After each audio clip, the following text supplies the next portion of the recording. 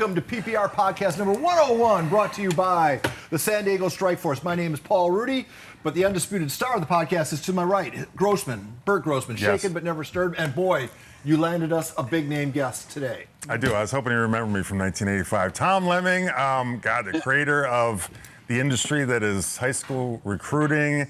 The Lemming Report, which was the Bible. We used to call it the Bible in my time. ESPN, USA Today, have your own show on CBS Sports. Thank you for coming on.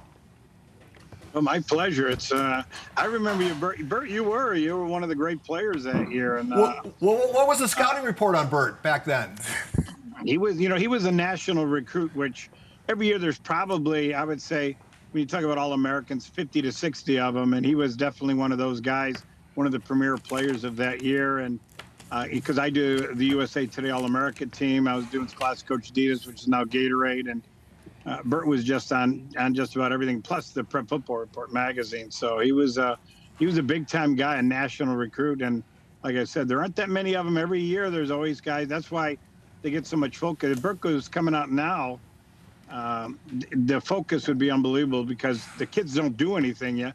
I mean, they've been great high school players, but they're treated almost like NFL stars at this stage because of the recruiting. And now with the NIL money, now money's being thrown at them, even though they haven't proven themselves at all. And that's why when you saw the quarterback last year, first committed to Miami, then switched to Florida, and it was supposed to be $13 million coming his way. And then when he signed, they said they didn't have that kind of money to give him.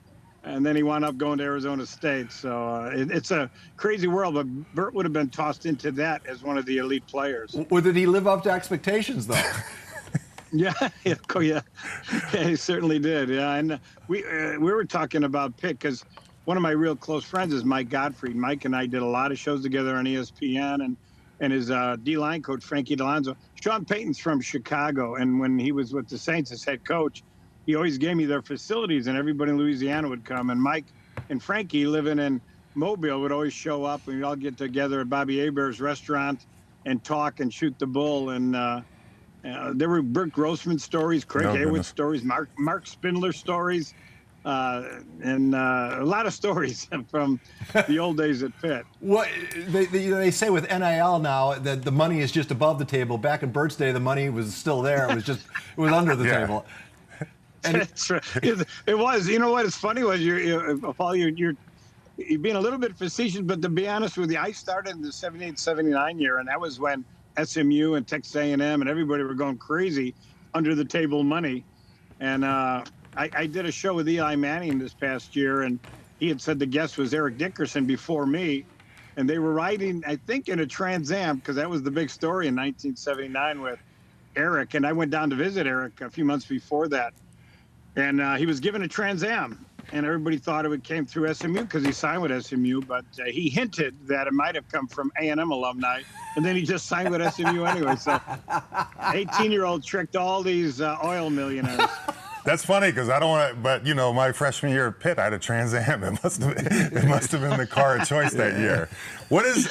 I always wondered, I didn't wonder back then because we didn't know any better, but you're in Chicago. How in like 85, 82, or 83, you start in 79, how do you scout a California player or somebody in Texas? Do you actually physically go on the road and back then and actually have to look at film on the roll film and everything else? Yeah, Burt, that's what I did. Because, there had always been Parade magazine. And in Chicago, there was a Chicago Catholic, which all the Catholic schools, I remember they have All-American team from the 40s and 50s. The guy who did it was a guy named Joe Kozak, who fought the Nazis as a pilot for Poland back in the 40s. Then he came to America, and he was the sports editor for them. And he told me stories back in the 50s and 60s. College coaches would come under his window on State Street in Chicago, wait for that newspaper, because that's how they scouted back in those days. And so I decided I was going to go travel the country and meet everybody. No one had ever done that before, and see everybody in person. And so that's what I did. I would just drive, and the old days, I was 22 years old. I would just go sleep in my car 2 out of every 3 days. And it was an adventure because I'm big into history. I'm big into travel. So to me, it wasn't a job. It was fun, but it took about 7 years to make money. So I had to work first as at a printing company and then a post office just to keep my magazine going until it stood on its own. Well, look at I mean, do you ever give yourself time to, when you look in the mirror and pat yourself on the back, because you basically spawn an industry? Yeah, a lot of people are telling me that too, and I remember back in the old days when I was all by myself doing it. It was kind of fun then, and pay phones. If there was a guy in Aberdeen, Mississippi, I would make all the calls ahead of time from my house. But if I got down there, I'd go to a payphone in one of those old booths and call. And if the coach didn't answer, I was kind of out of luck. I had to try to find the school on my own and see if the coach was still there. And that happened a lot of times back in the late 70s, early 80s. And then what really helped me out was when I started, there was 16 millimeter film. And Burt probably knows a guy named Mark Stepnowski. Yeah. I was up in Erie Cathedral Prep. This is in the early 80s. And I'm watching, the coach still had 16 millimeter film. He's got a projector going on. And I watched Mark and I said, "You're the best offensive line I've seen in the country. I'm going to put you on the very first USA Today All-American team." And he got real excited. And he tells me, "Oh, it's a thrill." He goes, "It was great for me." He goes, "I spent a week at Coach Joe Moore's house working out with him and teaching. He taught me technique." And as soon as he said that, the coach and I met each other with our eyes. And I go, "Coach, I don't snitch on anything. The's nothing. That's hear illegal. A lot of these stories." He was a junior in high school, staying at a coach's house for a week, learning, and he wound up at Pitt too, and he wound up being a perennial All-Pro. But that was 16 millimeter projector film, and I remember the coaches never let me take that out of the school. Sure. So then, in the early 80s, VHS tapes came, and I collected them in boxes on my national travels, and then guys like Nick Saban, Sean Payton, all the guys now, Urban Meyer, would come to my house to watch film throughout the 80s and 90s. And that's how I got a lot of my contacts and collective opinions on a lot of the top players from college coaches. But everybody that recruited came to Chicago, and they'd stop by my house, and I had the doors open. They came in whenever they felt like it, and 2 TV monitors and hundreds of VHS tapes. Wow. I don't want to just go off this, but this is a big story. And we have Brian Woods, the USFL guy. We texted a little about that. He's coming on next week. What do you think of this spring league thing that's come out, Super Prep Spring League, and is that a good thing, bad thing, inevitable? Does it happen? I like it because it gives guys chances to play. There's some guys that love football beyond earning money and beyond anything else you could think of, and I think it gives those guys a chance to at least prove themselves and keep that dream alive. So I like it in that aspect, but I really don't watch much of it. I'm always on the road anyway, so I can't really see it. I didn't watch any of the NBA finals because I'm always on the road. But I think it's a good thing for ball players that want to keep the dream alive. And it was like, the super preps, they say they're going to play this league in the spring to start. Is that just a pilot to see if it's successful, and then they're going to move to the fall? I mean, I don't see them staying in the spring forever. This has to be a move to fall, doesn't it? Yeah, but that kills high school football. That's the point of the question. Does it kill high school football? I don't know if it can kill high school football because you go through the states, especially in the South, all the way from California, all the way around to Florida and the Carolinas. High school football is the king, even more so than college or pro. I mean, these people really get in. I remember sitting at a McDonald's in a little town in South Carolina, and I'm looking on the wall, and there's pictures of the high school players up there and signed autographs of these kids that are up there. And I said, well, a lot of them I never even heard of before, and I'm supposed to be covering them. But in their local towns, they're the superheroes, and those are the guys. If you're from the big cities up north, it's not so much like in Chicago. There's 51 guys now in the NFL. Matter of fact, Chicago was 5th in this last NFL draft. Over there were 4 states. It was Florida, Texas, Georgia, and California. Number 5 was the Chicago area.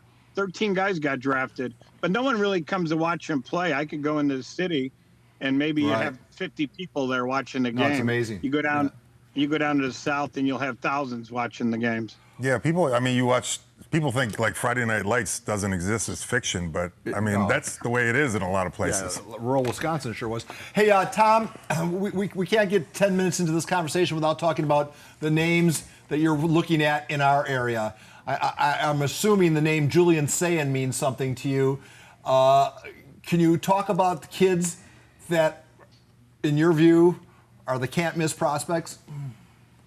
You mean from Southern California? Southern California, San Diego specifically, if you can.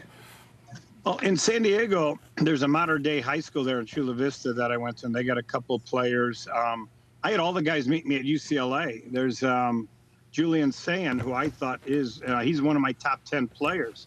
So I visited him twice already. I went to his high school a couple of times, and what he's got going for him, he's not the tallest guy, maybe 6'1.5", but he sure does have a great arm, and he's a precision passer, and he's got tremendous awareness as a quarterback. Seems to thread the needle easily, but he does have the arm strength to throw the deep out.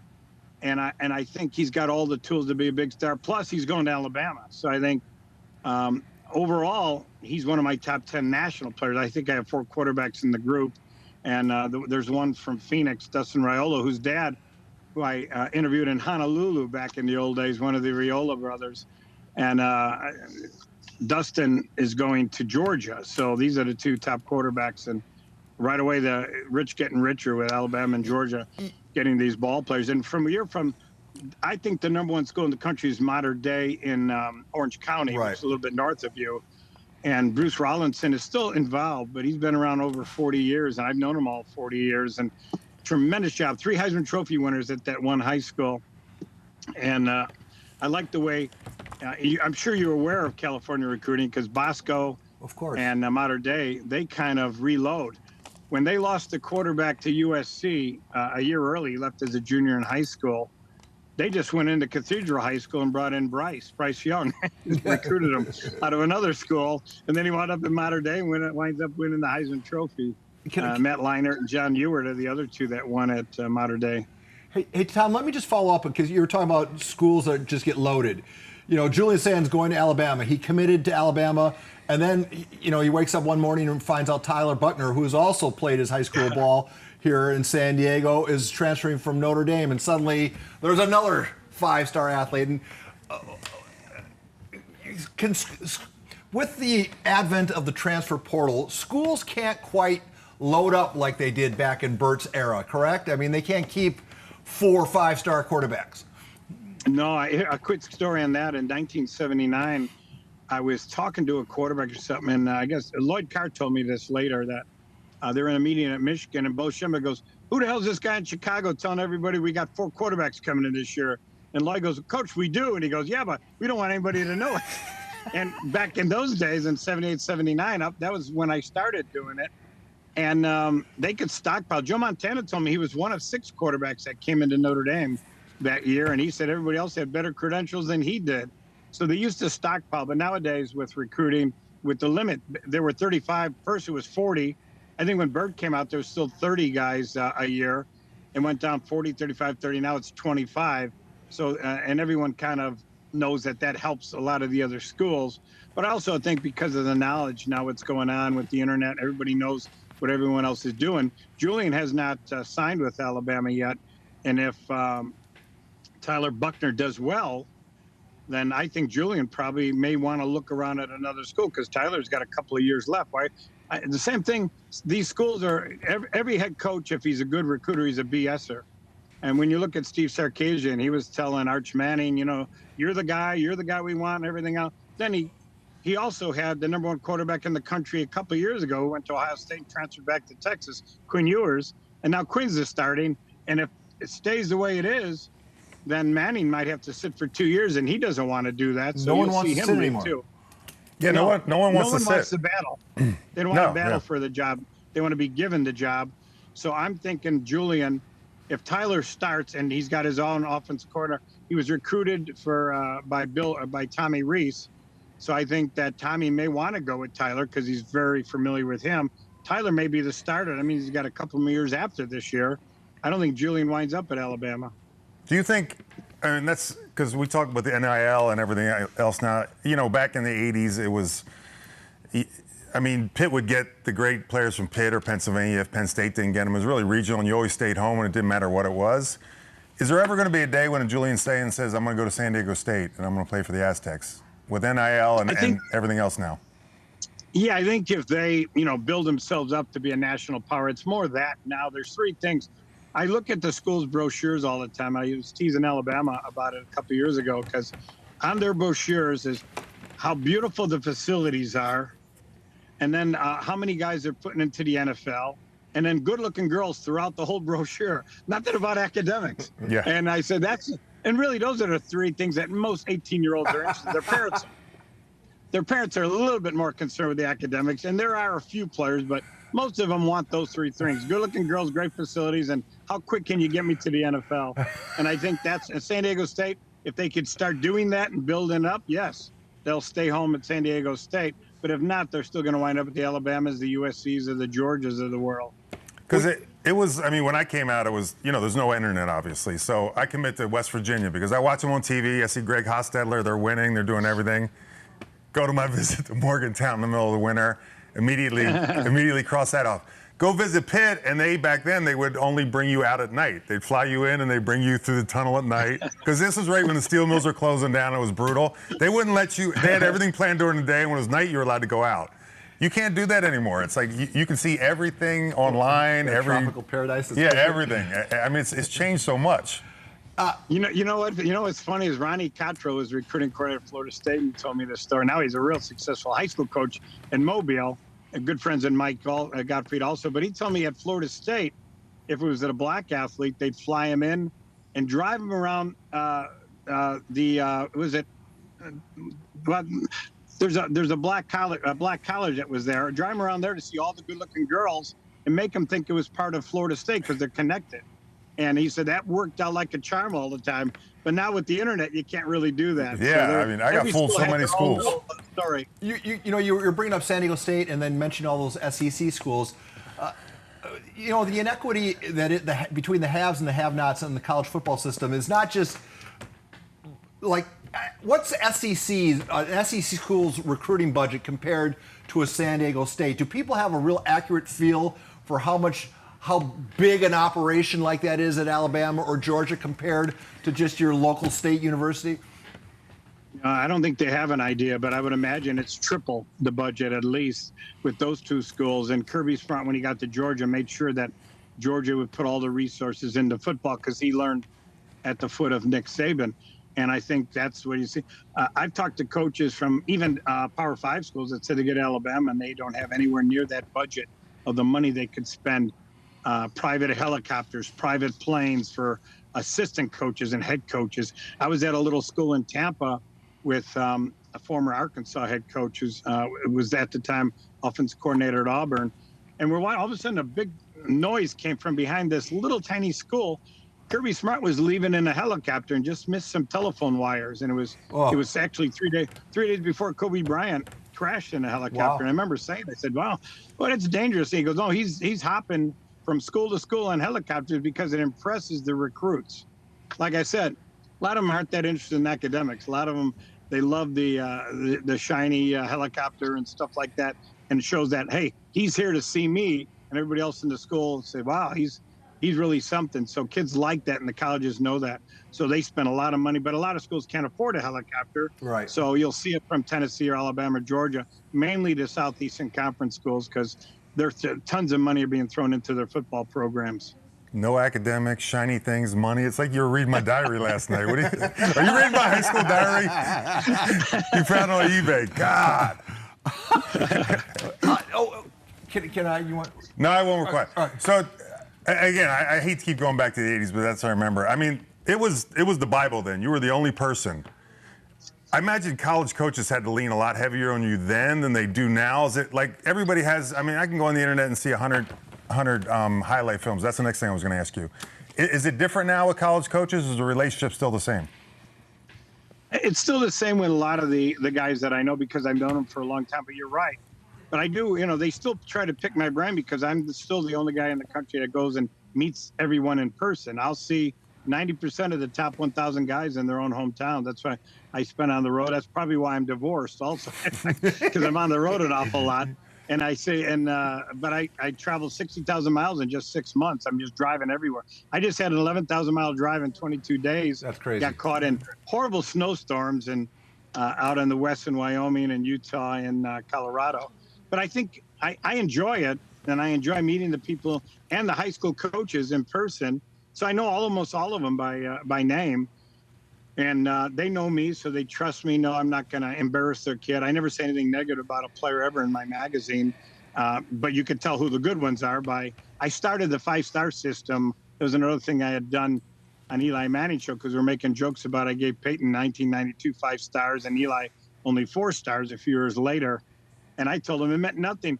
if you remember, it was Gil Brandt, who's a scout with the Dallas Cowboys, a very famous scout. And Mike Gottfried had a charity event, and I was always there. It was always myself, Coach Gottfried, Kenny Stabler, Paul Feinbaum, Tim Brando, and Gil Brandt. And Gil always sat next to me. We were the speakers. And Gil told me one time that in the Cowboys, they had 8 stars. They did this. And back then I was using, in the 80s, I used 2 stars, 1 meaning Division I, 2 meaning All-American. And I said, wow, 8 stars. So I went to 8 stars one year, confused everyone. So then I went by the hotel system. Right. Movies used 4 stars. Hotels used 5. And I thought, oh, 4 is not enough. So I said, 5 is perfect. So I've been using it. And now the kids, they want to get that 4th star or 5th star. I keep telling them it's all baloney. It means nothing. Yeah. It doesn't mean anything. I mean, it's when you look at all the stars, Burt would have been a 5-star, but a guy like J.J. Watt was a 1 or 2-star. And the only reason I interviewed him, I went to his high school, Pewaukee, which is a suburb of Milwaukee, to see another player. And the coach brought out J.J. to meet me. He said, I got this tall, gangly tight end. I think he's going to be something. And as a favor to the coach, I put him in the magazine and wound up doing me a favor because he turned out to be a future Hall of Famer. How many of those kind of kids are, with all the people, with all the wannabes that are copying what you do and all the huddle tape and all the, there's so much information out there. How many kids slip through the ranks, J.J. Watt, where he doesn't get the eyeballs or the acclaim that he should? Does that happen as frequently as it might have done back 20 years ago? I don't think it happens like in basketball, but for sure football, because football relies a lot on speed and muscle. And sometimes when you're 16, 17, you're still growing, especially gaining more muscle and weight when you're 18, 19, 20 years old. You just never know. I run into a lot of them. When I was doing the Army game on NBC, Barry Sanders came up in the booth and said, hey, do you remember me? And I go, yeah. He goes, but I guess I didn't give him a real good, like a lot of stars or whatever, because he was always hurt. He's from Wichita. So I felt kind of bad. I said, well, Barry, you certainly proved us all wrong. And then I went and told Francis Pay, who was the head coach of Northwestern at the time. And Francis told me another story. He said, we brought in Barry for an official visit with his older brother, Byron. We had 1 scholarship to give. And I said, I made the decision. Let's take the bigger back, Byron, who did well at Northwestern. They sent Barry home with no offer, and he wound up going to Wichita. And the only reason he wound up at Oklahoma State because they had a freshman named Thurman Thomas, who was the best back in the entire country. And no one, back then, everybody stayed for 4 years. No one wanted to play 3 years behind Thurman Thomas. So they needed depth, and that's why they went after Barry after signing day and took him. But now they act like they're geniuses. We knew he was good. Same thing with Drew Brees. He came out of Texas, and Purdue was starting up. They hadn't even coached yet. Joe was in his first year. So they were after every other quarterback, and everyone turned him down. So they took the 5'11.5" quarterback out of Austin, Texas, because there was no one else left. And now when they're offensive coordinator, everybody said, oh, we did this great job. We evaluated and we looked at it. That's all nonsense. They took him because there was no one else left. All right, I got a question for you because I'm always, this pisses me off all the time. Kids because there's social media now. We have Twitter, Instagram. They always put their 2-minute highlight film out on social media. The first minute's usually like them in the locker room and, just dancing. Music, dancing, doing everything else. And you try to tell them, people are turning off by then. What should kids actually have on their highlight film from second one to something else? That's a real good question because you're absolutely right. A lot of the kids, college coaches have the attention span of a 5-year-old. They're going to watch a minute. If they have all this stuff going on, most of them they're not going to watch the rest of it. I say put your very best plays at the very beginning and work your way down that way, because once you get an eye-catching play, they're going to stay there for a while and watch you. But if not, they get bored real quick and get rid of them. Or, which like Alabama and a lot of schools have a system, they have graduate assistants or first students that might have played high school football watching film, pass it on to the graduate assistants who pass it on to the in-house people who then give it to the position coach if they believe the kid is really good. There's a system. But they'll get thousands of tapes if they're real good schools. So in order to get your tape looked at, the very best plays go right at the very beginning and then work your way down from there. And that's the only way to do it. You don't need any music. You don't need any introduction. You just put your name, your height, weight, 40 time, and all the preferables, and then right away go into your films. And the college coach, if you're good enough, there's going to be everybody looking at you. But sometimes if you're good enough and you have all that nonsense on before it, a lot of schools will just pass you by. Wow, that's the tip. All right, because I wanted to do my homework on this, I'm going to ask you a question and we'll have Tom answer it. All right. He's right. Well, if you had to, you've done close to what, 500,000 player evaluations in your career? How many do you think? Yeah. Well, it's 45 years this October, so 1,000 probably a year. I would say 1,000 a year. So around 45,000. All right, so he's done a ton of evaluations. What's the best high school player, or what's the best player he's ever? What would Tom say is his best player that he's evaluated? Because I think I know the answer because I watched a previous interview. So Tom, before you say, what do you think he was going to say? We already had a text conversation. I would have said Brian Davis, but I'm going to go with Jeff George. And the right answer is Randy Moss. Oh, all right, out of West Virginia. But Jeff was the best quarterback I had seen. I think that's what we're talking about. I was in the Pitt football office. My son was like 4 years old, and he was traveling with me, and we were watching all the top players in Western PA. This is 1992, and one of the Pitt coaches go, "Hey, you think these guys are good? Look at this film on this kid from Charleston, which is he's from Bell, West Virginia, a suburb of Charleston." So we watched, and I said, "Geez, this guy's great." I said, "We're going to drive down there." So I went in my car. My son and I drove down there. The coach brought out Randy, who was a bit surly at the time. I don't think he liked talking to adults, but he liked me because I told him I was going to put him the next day on the USA Today newspaper as the best player in the country because he was phenomenal. He was hurdling people. He was already, as a sophomore, all-state in football, basketball, and track. And I hadn't seen anybody like that at 6'4", 185, All 190. state in West Virginia don't count. Well, Come yes, on. it does. No, it don't. No, it doesn't. So he was just so great. So then I went and visited him each of the last couple of years, and he always talked to me, and we had a good rapport going.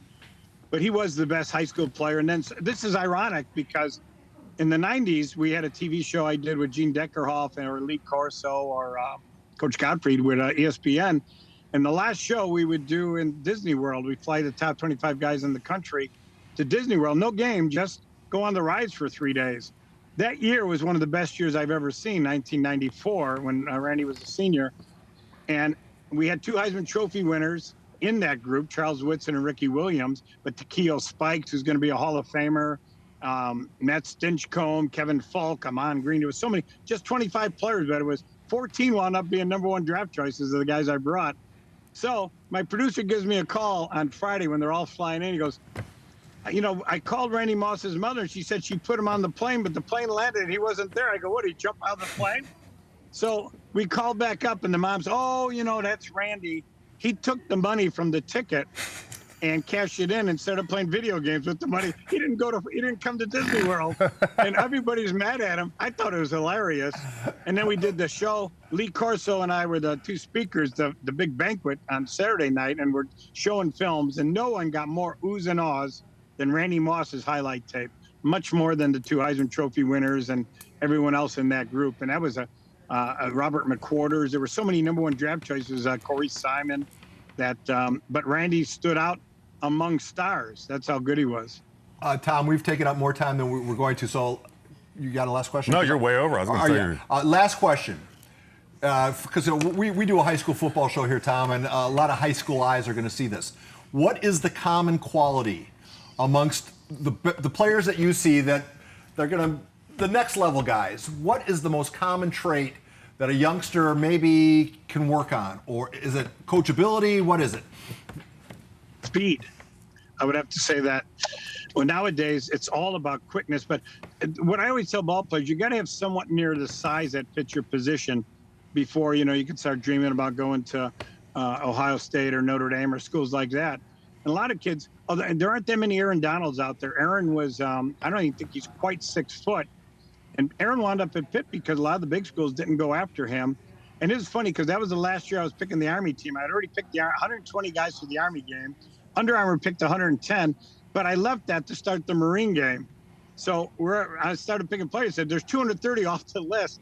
Aaron Donald was the first guy I contacted, and he came and played in our game in Phoenix because I knew he was a great player, even though he wasn't quite 6 foot. But the other games didn't really want him because we're not going to take a defensive tackle that's 5'11 and a half or whatever he is. So every now and then there is an Aaron Donald, but for the most part, you got to fit the size. Your size got to somewhat fit that position, unless you're a running back that could be Barry Sanders at 5'8", but you can run a 4.4 and you have those great moves, just great instincts.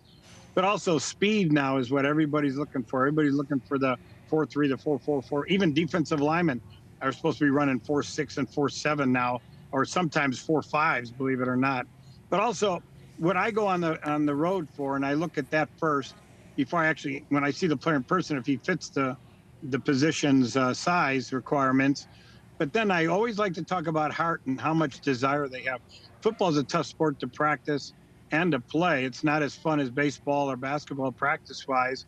How the ball player's got the heart, how much he loves football. And I ask him, I'll ask the coach the same thing, and people around him.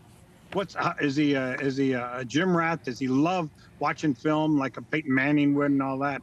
And if that is plus with the great size and speed, that's when I give 5 stars.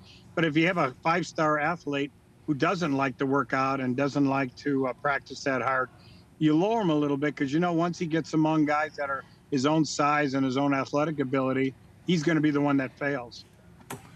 Tom? Thank you so much, Tom. I could talk to you for 1,000 miles, but I know you've got to get on the road. Thank you so much from everyone here at the Prep Pigskin Report. We appreciate your expertise, and I hope that this is not the last time we ever get to do this because we just scratched I got another 20 questions to ask, but we got to go. I know you got to go, so thank you. I enjoyed it, guys. Take care. This podcast is over. Turn off the machines.